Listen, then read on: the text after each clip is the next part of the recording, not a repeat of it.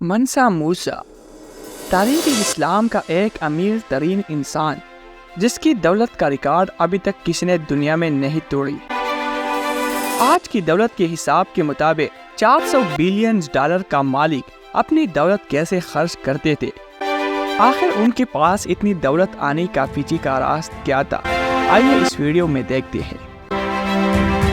جب ہم تاریخ کے سب سے امیر لوگوں کے بارے میں سوچتے ہیں تو ہمارے ذہن میں بل گیٹس، ایلن مسک، جیف بیزوس اور وارن بفیٹ جیسے نام آتے ہیں۔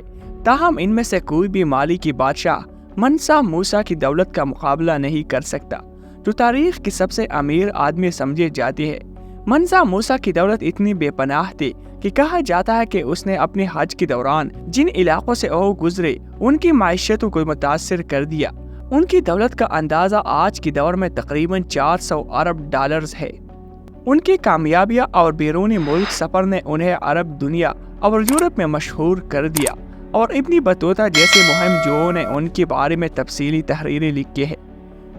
آخر یہ منسا موسیٰ کون تھے؟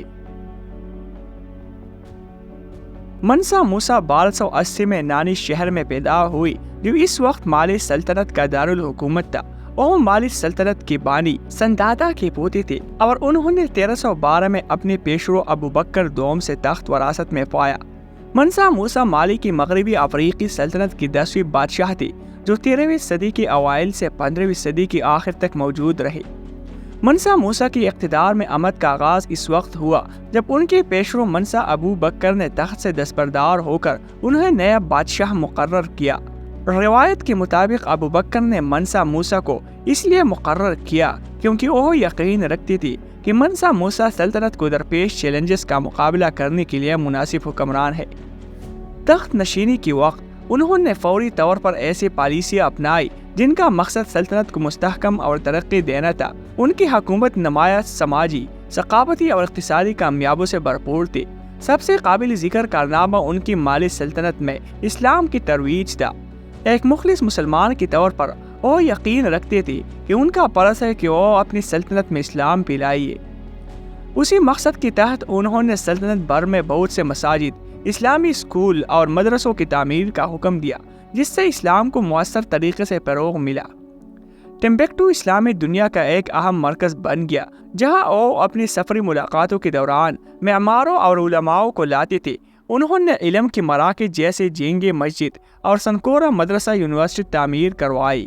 ان کے ساتھ واپس آنے والے میں معمار اسحاق الطوین بھی شامل تھے، جنہوں نے مالی میں جدید تعمیراتی تکنیکیں متعارف کروائی۔ انہوں نے بادشاہ کے لیے کئی عمارات ڈیزائن کی، جن میں ایک نیا محل اور گاہ شہر کی مسجد، جو دوسرا سب سے بڑا شہر تھا، شامل تھے۔ آخر منسا موسیٰ اتنے امیر کیسے ہوئی تھی؟ اس کی امیری کا پیچھے کا راز کیا تھا؟ منسا موسیٰ کی دولت مالی سلطنت کی وسیع وسائل سے آئی تھی، جو اس وقت دنیا میں سونے کا سب سے بڑا پیدا کرنے والا ملک تھا۔ یہ سلطنت تجارت کا ایک بڑا مرکز بھی تھی، جو مغربی افریقہ کو شمالی افریقہ اور بحیرہ روم سے ملانے والے تجارتی راستوں پر قابو رکھتی تھی۔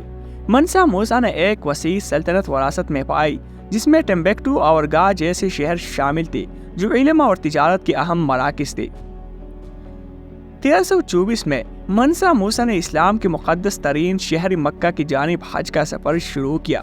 وہ ایک کاروان کے ساتھ سفر کر رہے تھے، جس میں 10,000 لوگ شامل تھے، جن میں فوجی، تاجر اور بے شمار سونا لے جانے والے اونٹ بھی شامل تھے۔ منسا موسیٰ کی دولت اتنی زیادہ تھی کہ کہا جاتا ہے کہ انہوں نے راستے میں غریبوں کو سونا بانٹ دیا، جس سے ان علاقوں میں افراد زر ہو گیا جن سے وہ گزرے۔ مکہ کی سفر نے منسا موسیٰ اور ان کے کاروان نے مصر سے گزرا، جہاں انہوں نے ایک نہایت بڑی مقدار میں سونا خرچ کیا، جس کی وجہ سے معاشرتی افراطی زر پیدا ہوا۔ رپورٹ کے مطابق منسا موسیٰ نے اتنا زیادہ سونا خرچ کیا کہ قاہرہ کی معیشت اور سونے کی قیمتیں ان کے دورے کے بعد تقریباً 10 سال تک متاثر ہوئی۔ ان کی مکہ کے حج کا استقبال بھی بڑا مدہوش ہوا۔ ان کی فضول خرچیاں ان مقامات کی رہائشوں کو متاثر کرتے رہے۔ منسا موسیٰ نے مالی سلطنت میں لوگوں کی زندگیوں پر ایک بڑا اثر ڈالا۔ انہیں ایک نرم اور فراخ دل حکمران جانا جاتا تھا، جس نے سلطنت بھر میں اسکولوں اور یونیورسٹیوں کی بنیاد رکھی۔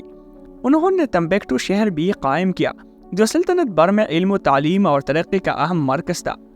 منسا موسیٰ ایک قدیم بادشاہ تھے جنہوں نے مالی سلطنت میں ان کی حکومت نے اہم ثقافتی، سماجی اور اقتصادی ترقی کی مدد کی، جس نے ان کو تاریخ میں امیر ترین لوگوں میں سے ایک بنا دیا۔ ان کا مکہ کا سفر ان کی وراثت کا دلچسپ حصہ رہا جو آج بھی مہم جیوں کو متاثر کرتا ہے۔ منسا موسیٰ بے شک ایک اہم تاریخی شخصیت تھے جنہوں نے مغربی افریقہ کی طرف اور نمو میں بڑا ہاتھ رکھا۔ قابل اور حابیل، ہرس، حسد اور تکبر کا ایک درد بھری داستان۔ حابیل کا قربانی کیوں قبول ہوا اور قابل نے حابیل کو کیوں مارا؟ حابیل قابل سے طاقتور ہونے کے باوجود اسے کیوں منع نہیں کیا؟ اس قتل میں شیطان لعین کا کیا کردار تھا؟ کیا یہ قتل واقعی ایک عورت کے لیے ہوئے تھے اور واقعی دونوں آدم علیہ السلام کی اولاد میں سے تھے؟ ان تمام رازوں سے پردہ اٹھانے کے لیے یہ ویڈیو آخر تک دیکھیے۔